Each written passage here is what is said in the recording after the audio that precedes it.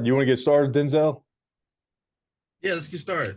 All right, man. Sounds good. I'm recording now. Um, Yeah.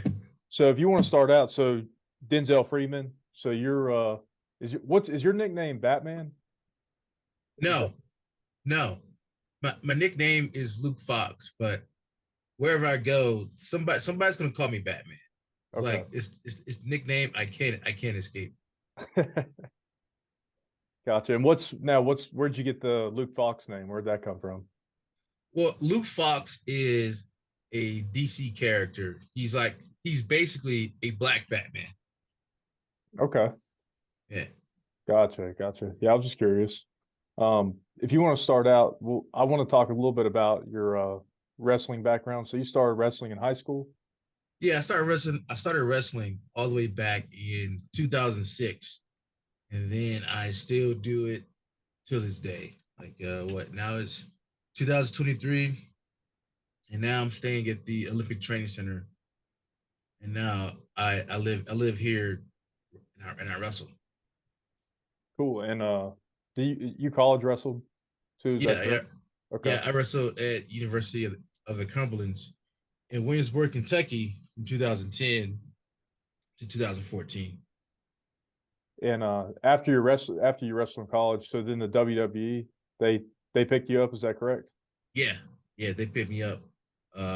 They picked me up probably I'll say the summer 2014. Then I moved to Orlando 2000. Then moved to Orlando October of the same year, and then I was done with WWE by April 2015. Do you like Orlando? That's where I'm moving in June, so I'll be down there in Orlando by June. Okay. Did you like it down there? Oh yeah, Orlando is a very nice spot, especially compared to like other places, like compared to Jacksonville, North Carolina. Even compared to here, Orlando's great, especially since the last time I went there was for PFL. So I was getting that star treatment. So that might have played a part to it. You said compared to here, where are you at in Colorado? I'm in Colorado Springs. Colorado Springs. All right. I've been Yeah. there. I've been there twice. It was okay. I liked it. Yeah, it's okay, but I'm here mostly to train. So like if I don't gotta leave, I'm not. Right. Yeah, I drive as least as possible right now. Cool. David, you got anything to add? I guess between like MMA, wrestling, WWE, I guess like what was the major difference in preparing for I guess WWE versus MMA and wrestling? I know the obvious production, but I guess mentally, what was your mindset going in that was different between the two or the three or whatever? So when it comes between MMA, wrestling, and WWE, WWE was the only thing that I never planned to do. Like Gotcha. it was more given to me versus everything else I earned, you know? And then like it wasn't what even when I got it, it wasn't what I thought it was going to be. It wasn't what I was used to. What was Gotcha. What do you mean by that? I guess. So like, I'm used to the athlete and coach environment where it's like you're coming to perform, for a reason. You got these goals, you have these goals in mind, and and then like after wrestling for so long, you know how to achieve those goals, and you know who to talk to, you know how to study film and all that stuff. WWE was different because like I got it. It was a great opportunity, but I didn't really have goals. Like it was my first time ever really thinking about a WWE superstar was being there. So it's like I didn't know what the path was. I was just there, still trying to be the best athlete ever, but it's more to WWE than being an athlete. Right. Is it so? When I think of WWE, I think of like the athletes following a script and performing a certain act, like that was predetermined. I don't know if that's completely true. No, But no, that's not how it goes. Like performing in the ring is it's a skill, and it's an art too, because like things like not all matches are scripted. I would say more than less are not scripted, and like the wrestlers or whatever you want to call them, the entertainers, they have a skill where how they can where they can make up moves on the spot. Like they're actually talking to each other, but just like they're so good at it that you just can't see it. Like they're communicating while performing. Gotcha. Gotcha. Was there a like a WWE or WWF like old like in the 80s, like any of the older icons, anybody you mimicked or anybody you looked up No, to? I mean, like my favorite was The Rock. I mean, the Rock is my favorite. But as far as mimicking, no, I didn't reach the point where I could mimic somebody because I was learning the basics. I was still learning how to walk. You know, Mm-hmm. It's not like in MMA where I could pick my favorite fighter and I can study his film because I know the basics. I know what I need to change. I know what to look for. There, when I studied film, I would see things in matches, but I wouldn't fully understand because I wasn't at that level yet. And And the training is still pretty rigorous for that too, right? Like just I've seen some No. like weight sessions. Oh no. Okay. I've seen some people say it's like maybe it's just like people was getting into it that didn't have an MMA background, and that's why it was like, oh, this. But maybe coming from MMA, I guess Like, okay, could be so different. like the weight sessions were serious. Okay, those Gotcha. those were some like when we go lift with the entertainers. Hey, that be some serious lifting. It's fun. But when it comes to ring practice, I would call like the ring practice that's completely different than the wrestling and MMA practice I do because usually you're practicing in a group, and then while certain people are in the ring going, other people are hanging on the ropes or on the outside, just chilling. But the thing is, there's most of the time you have to work together at all times because although it's not rigorous, it's still dangerous because if you do something wrong, either you'll get hurt or you might hurt somebody. So going slow is very important when you practice. And that was one of my problems. I could not go slow worth a damn. I was gone. I was like when we ran the ropes, like when you run the ropes by yourself, okay, go as fast as you want. But when you run the ropes with somebody else, like you're going across and someone's going across at the same time, you gotta know how to slow down, go at their speed, so that you guys don't run into each other, or so it doesn't look like ass. So it actually looks good. Gotcha, man. And then after the WWE, is that when you went into the Marine Corps? So my Marine Corps, I would say my first interaction with the Marine Corps started while I was in college. So 2012, I went to, we call officer candidate schools where officers go do their basic training. And I completed all of that. And then when it came time for me to accept my commission, I had to choose between Marine Corps and WWE. Of course, I chose WWE. That sounded nice. Sounded great. And then that didn't work out. So then I started fighting. Then after fighting for a few years, then I went back to Marine Corps because just like when I first went to WWE, I didn't have any goals. My first interaction with the Marine Corps in 2012, 2014, whatever years, I didn't have any goals because I didn't do my research. I didn't know what was going on. Then the second time I went around, I knew more stuff. My selection officer spent more time with me because before I was always wrestling. Now this time I had more time because I was adult, so I made my own damn schedule. So yeah. And Wait, sorry. Go ahead, Riley. You said you did OCS, and then at the end of OCS, you didn't go in the Marine Corps. Instead, you went to WWE. Yeah, because like there's two ways you can do it. Like we have OCC and PLC. I know PLC stands for Platoon Leaders Corps. I can't remember what OCC stands for. And like when you do like OCC, like to become an officer in the Marine Corps, you have to have a college degree, 4-year college degree. When you do OCC, you've already graduated, right? And you do your 10 weeks, And then after you do your 10 weeks, immediately after those 10 weeks, you commission to the Marine Corps as an officer.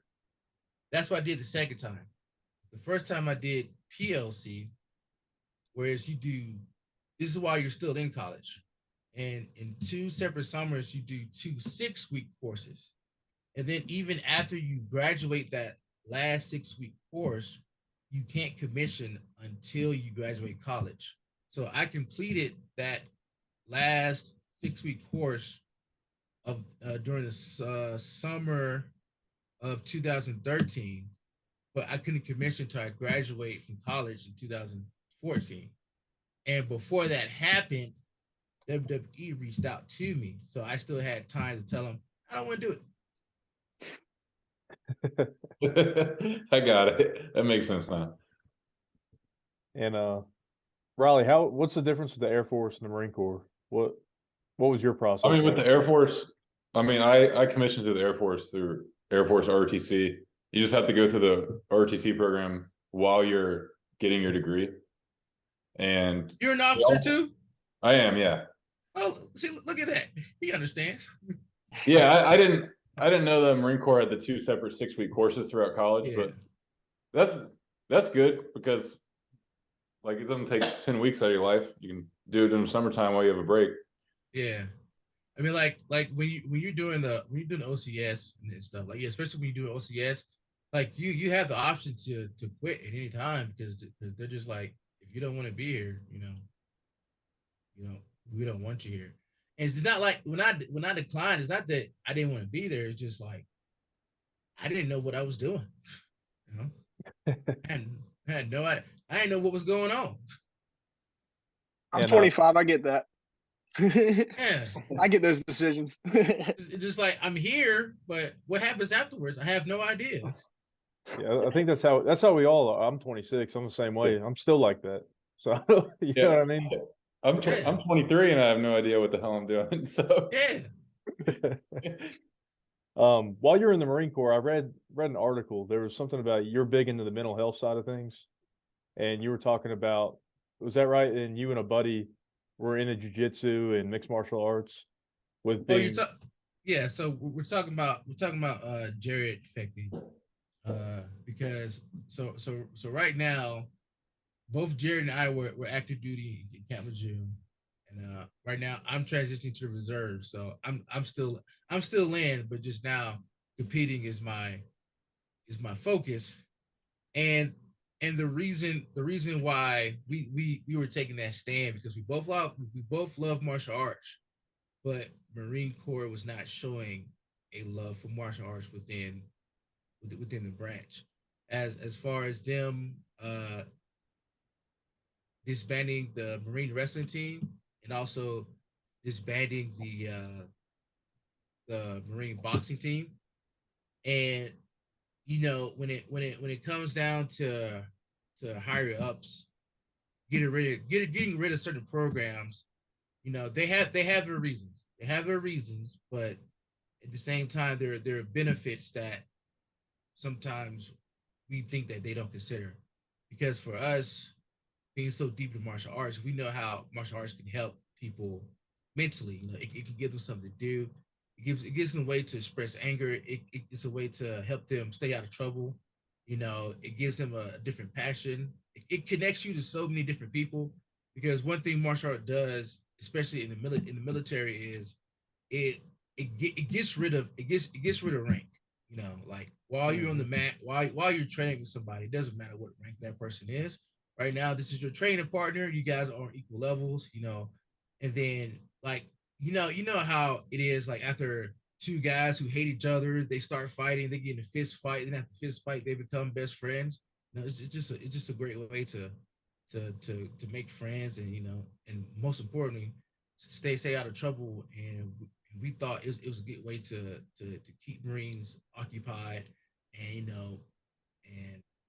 and keep them alive, Yeah. Because in the military, our armed forces, they go through a lot of things, and sometimes they don't know who to talk to.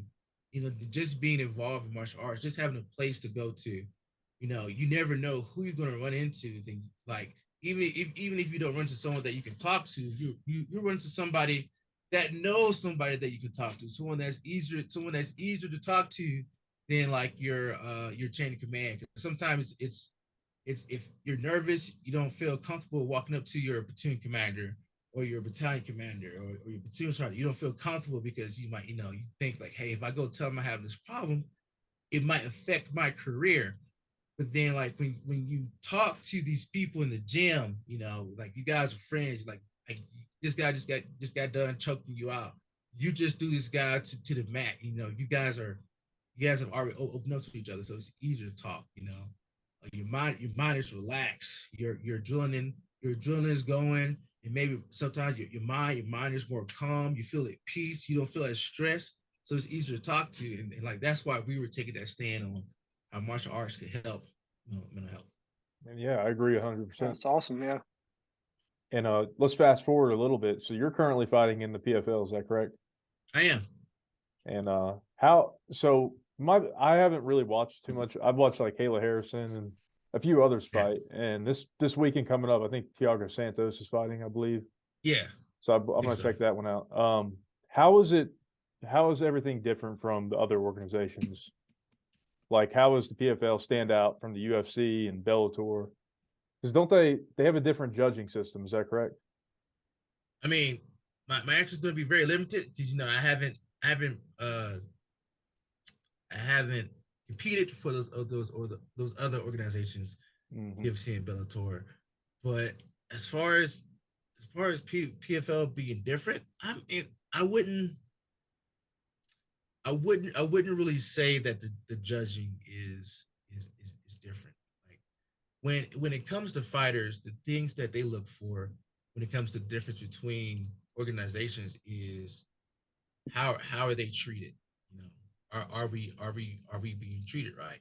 Like, just think of that ordeal with Francis Ngannou. He said that UFC wasn't adhering to simple things that that all fighters should have. And then that's what fighters think about when it comes to money. Is staying in the UFC worth it? Because making it to some places or making it anywhere is easier than staying there. And then and then just when one thing doesn't work, you try something else. Like, but right now, when it comes to like the differences between how the organizations operate, I can't say I've paid too much attention to it because I just like fighting. Yeah. I'm fighting. I'm wrestling. I'm getting paid. I'm having the time of life. That's good. Yeah, I mean, that's what it's about. One of the most important parts, right? Yeah. How does can you kind of describe the celebrity panel, how that works in the PFL? Okay, now that I can. Okay. I can explain. So when we talk about celebrity panel, especially in the challenge series, what we're doing is PFL is trying to figure out who deserves a contract, to fight for PFL in the future. And the difference still there are judges who judge who wins the fight. But just because you win the fight, similar to Dana White's contender series, just because you win the fight doesn't mean you win the contract. Now, in Dana White's contender series, the one who decides who gets the contract is Dana White. He decides who gets the contract. Now, with PFL Challenge Series and the celebrity panel and the fan vote, so you have the fans who vote for who they think should get the contract based on the two finalists, and then you have the celebrity panel. And usually the celebrity panels are former, current, legend, mixed martial arts superstars, or someone that's been around it for a long time.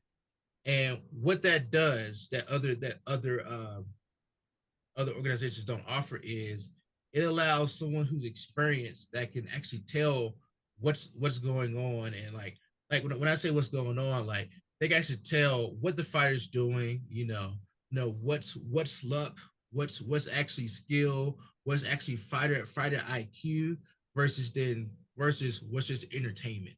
Because when we talk about maybe regular judges or fans, all they want to see is someone get knocked out. They want to see both guys get bloody up. They want to see some damage. Now, when it comes to celebrity panel, they're looking to see who did this the most efficient way, and and if they took these same tactics into the regular season, who would most likely succeed? And you're undefeated right now. Yeah. Yep. And I think your panel, you had Randy Couture, Kayla Harrison, and Wiz Khalifa. Yeah, I did. Yeah, that's pretty cool. I got to ask you this: did you get that date with Liv Morgan? I gotta know this. The date was Liv Morgan. No, you know what? No, I'm gonna say no. I'm gonna say I did not get the date with Liv Morgan, but I'll say it's a work in progress. I'll say okay. that. Okay. I would say the call out on TV, whatever have you, it did bear some fruit. So there you go.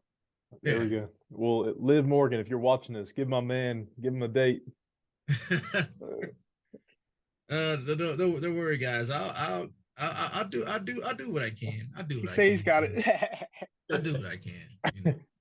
David, I can't tell everything. Okay. Something up your sleeve then. Yeah, I got a secret weapon. I got a secret weapon. So we might have to watch the next PFL just to see it. Maybe potentially, right? Maybe something. Or you don't want to give too much. I don't want to give out too much, but at the same time, I don't know what I'm gonna do. That's all the way in June. All the way in June, brother. Well, we'll watch regardless, and that way, we'll be the first ones to kind of know if something happens or if not. Like you say, you got it under control. It sounds like so. Yeah. David O'Reilly, you guys got anything to add? I think I'm good, man. I appreciate you spending some time with us. Yeah, I'm good. Yeah, no problem. No problem. Anything you want to add, Denzel?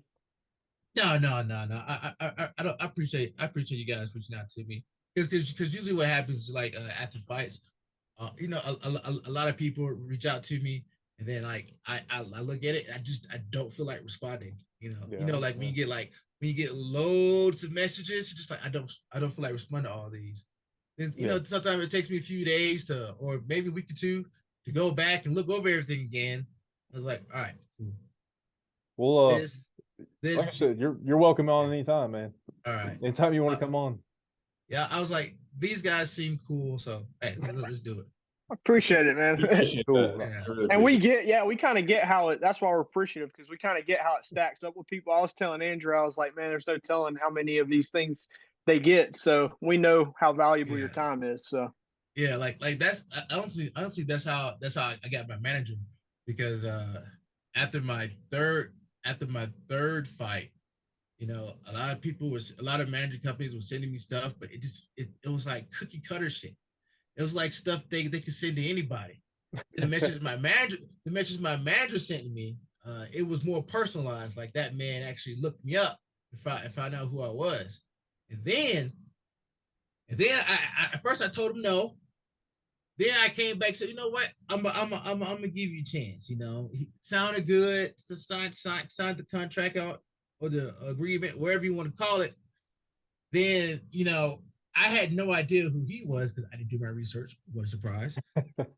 and then like now what happens is almost every time there's a big fight, and I'm rooting for one of the fighters.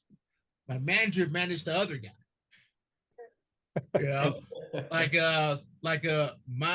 My favorite fighter is Stephen Wonderboy Thompson. That's my favorite fighter. That's my favorite fighter. Good pick. Yeah, and my favorite fight is him versus Kevin Holland. I love that. That was a good fight. But me and Kevin Holland have the same management. I didn't know that. And then like I've worked with Hiram Cejudo. Like I'm close to Hiram Cejudo. But now he's fighting Aljamain Sterling, and we have the same manager. I'm just like, come on, man. It's all connected. I can't catch a win. You gotta watch it and keep your mouth shut. I mean, now that's what I do. I just be quiet. I don't root for anybody anymore. Cause I didn't know I didn't know my manager was this successful. I was like, bro. You can't say too much. No research needed. Like the most recent one. The most recent one where I would have switched sides because I wasn't too attached, but again I didn't know. Peter Yan versus Marab. All right, I had no idea. I'm sitting there rooting for Peter Yan, you know. But had I had known that me and Marab had the same manager, I would have been on his side.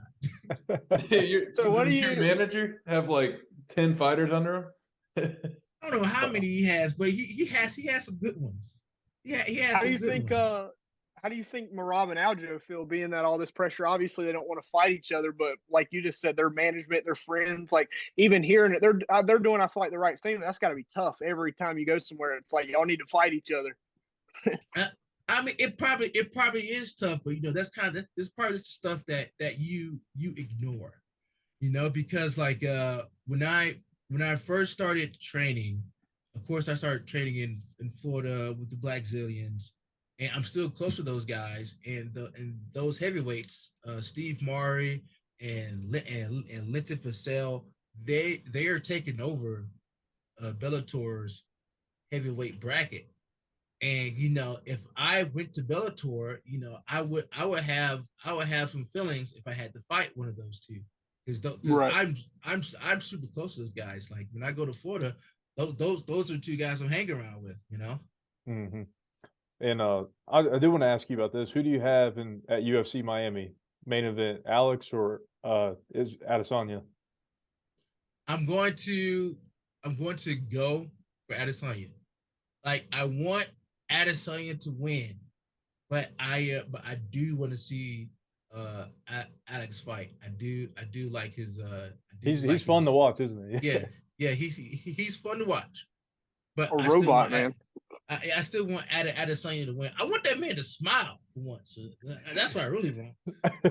Adesanya? Yeah, Alex. Alex, yeah. That's true. Stone hands.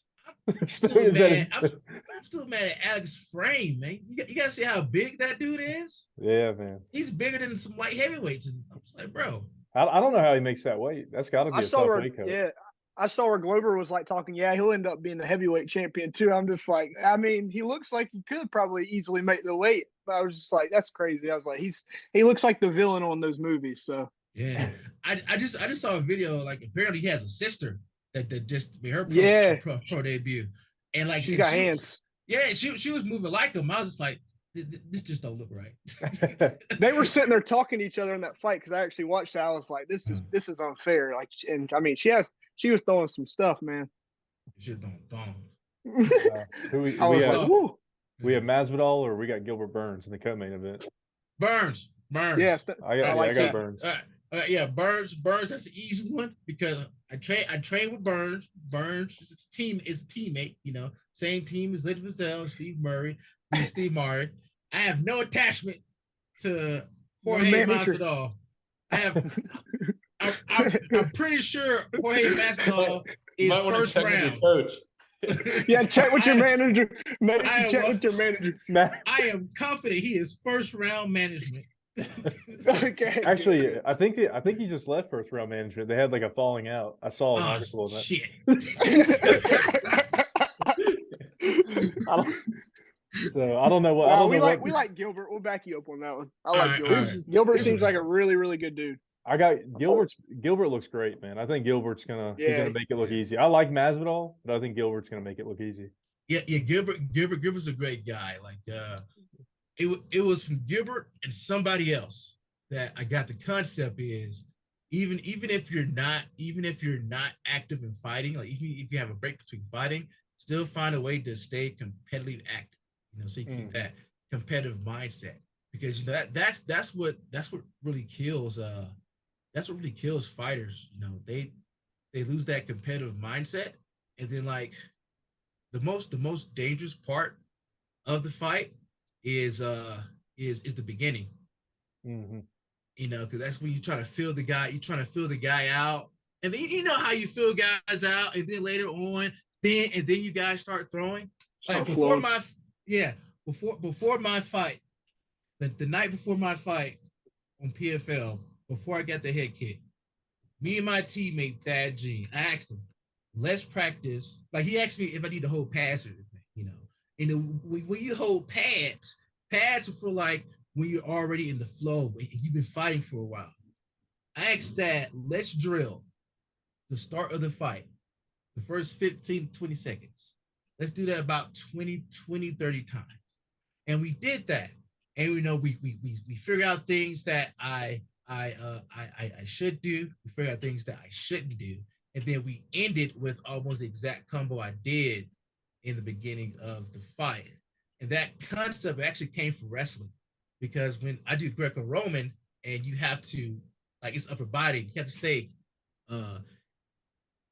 in contact with the person. And one thing one of my teammates told me is, your first contact is terrible, as in I will go in all soft. So wrestling was where I developed the mindset of starting aggressive, and then we brought it to the fight, and it worked out.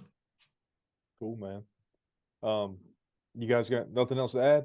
I think we're good, man. I've enjoyed hearing. I could probably talk all night if I wanted to. So, well, I got some video games to play.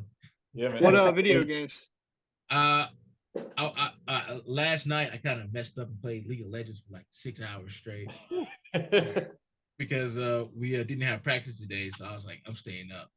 But I'm about to go play some South Park. I got you. Yeah. Cool. I appreciate it, Denzel. This was fun. Yeah, we appreciate it, man. Yeah, man, I appreciate it. I'm excited to see you in your upcoming fights whenever those are scheduled. All right. And, hey, listen. What do you call your senior NCOs? Senior NCOs? Like Master Sergeant? Master Sergeant. Okay. Whoever you get, trust them, man. Trust them. Officer to officer. Man, I'm already in. Yeah, I know. Yeah. I'm saying officer. Trust your senior enlisted advisor, man. Don't try to do anything by yourself. All right. Oh, of course not. No. Yeah, don't try to prove anything to anybody. Just make sure you take care of your people and you get the job done. For sure. Yeah. I know they know more than me. So yeah. I'll go under their wing. So Please do. Is there some officers that try to take control and just do everything themselves? There are some officers, of course, like whatever job there is, whatever position there is, there are people that do it the wrong way. And then like for officers, for young officers that come in straight out of college, you know, sometimes they come in with a chip on their shoulder thinking that they think that they need to run things, they think they need to do things by themselves. And sometimes they don't listen to their senior enlisted advisor, who is there for the exact reason to make sure that they do things correctly. And then like sometimes that junior officer will have to learn the hard way, because sometimes they'll tell you stuff and you just don't get, like, you think you understand, but you don't. Like my first senior enlisted advisor was Gunny Sergeant Rivera. I was texting him today, and there was one time he told me to not do something. I asked him, hey, can't I do this? And he says, no, you can't do this because of this, that, and the third. I said, okay, all right. I went out and still did it because I thought we reached an agreement. And then after I got in trouble, he was like, sir, this is why I told you not to do it. And then I was like, oh, so that's what you meant. Right. I was like, so you meant when you said don't do it, you actually meant don't do it, not still do it. But my bad. I don't know how I mixed that up. Hey, you live and you learn, man. You thought it was a suggestion, that's all. Yeah. I mean, whatever he told me to do, I didn't do that. I did it the other way around. I was like, I thought this was what we talked about. He was like, sir, no, that's not what we talked about. I was like, oh. Yeah. I've met a few officers that are just in it for selfish reasons. They're power hungry. You know, they're gonna do whatever they can to make themselves look good. And once you stop caring about looking good, you know, I think it's great. Like if you find a passion for what you're doing, then you'll be good to go. You know, and also talk to your airmen. That's one thing I didn't do until my platoon command time was ending. Was I didn't sit down and talk to all my Marines. I didn't figure that out until it was time for me to go to my next building. Right, but you were still young. Like you're still learning. Yeah, so, like still learning. I know you want to leave a good impact, but you know, good lessons. All right, shoot. Well, cool, man. Denzel, have fun playing your video games, and hopefully we get you back on soon, man. All right, I'll see you guys soon. We'll see you, man. All right, man. I appreciate it. Later.